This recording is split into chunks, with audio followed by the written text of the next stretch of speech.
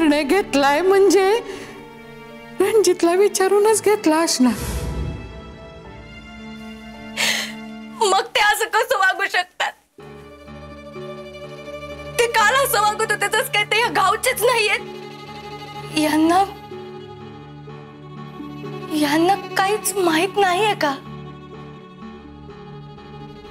आई साहेबांनी त्यांचं नकळत केलंय का हे सगळं? नाही ना. कुसुमावती, माझ्याशी खरं खरं बोल. या सगळ्यात तुझा नेमका काय हात आहे? संजीवनींचा निर्णय रणजितरावांना त्याबद्दल काही माहिती नाही. बेबी मावशी, मग ते एवढं कोडग्यासारखं कसं वागू शकतात?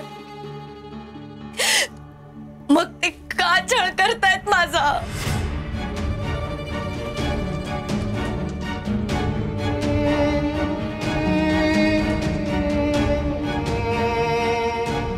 माझं बाळ,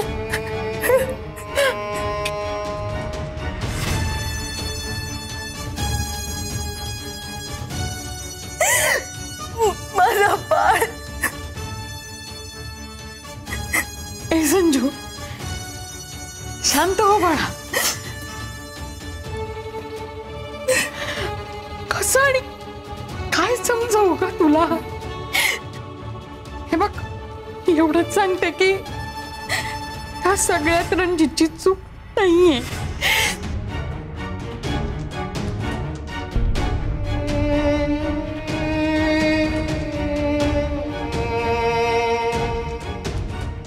म्हणजे हा, कांबळे मॅडम नक्की नागपूरला गेलेत? बरं, नागपूरला कुठे गेलेत? अच्छा, त्यांचा काही ऍड्रेस वगैरे? हा हो, तेच सांगतोय मी. कांबळे मॅडमचा नंबर लागत नाहीये. दुसरा कुठला कॉन्टॅक्ट नंबर असेल तर तो द्या लवकरात लवकर, महत्वाचं काम आहे.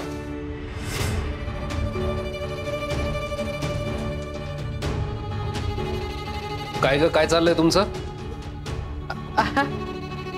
कुठं काय रे, गप्पा मारत होतो आम्ही. आणि गप्पा मारायला विषय थोडीच लागतात आम्हाला. अगं बाई, विसरलेच. मला ना अक्काने बोलावलं होतं बघ. हा, मला जावं लागेल. बेबी मावशी, आहो, आपण बोलूया शांतपणे, ह्या विषयावर बोलूया.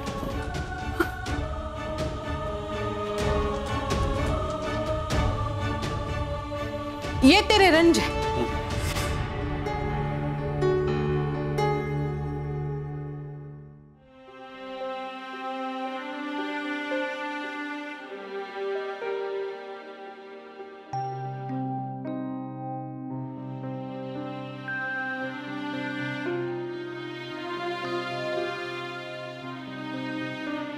काय ग, काय टेन्शन?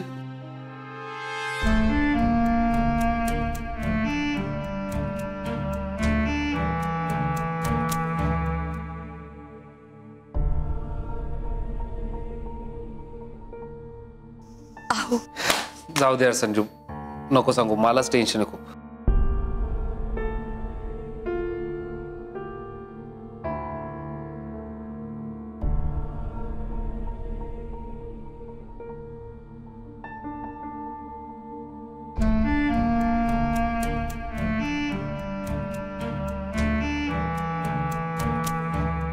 आहो, काय झालंय?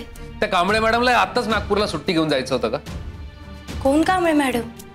अगं, डिपार्टमेंट मध्ये लेडी कॉन्स्टेबल आहेत, ब्रिलियंट बाई आहे.